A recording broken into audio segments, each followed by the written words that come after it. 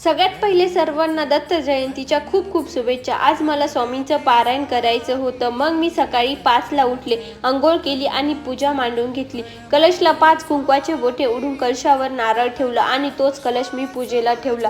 त्यानंतर सकाळी पूजा पारंपरिक पद्धतीने मांडून चला मग म्हटलं आता पारायणाला सुरुवात करूया।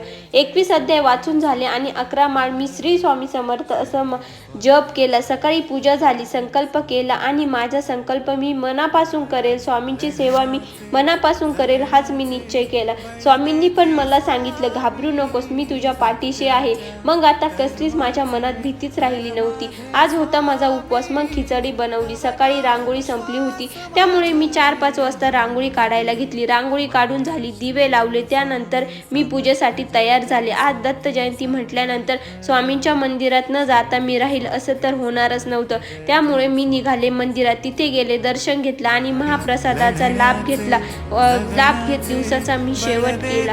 श्री स्वामी समर्थ।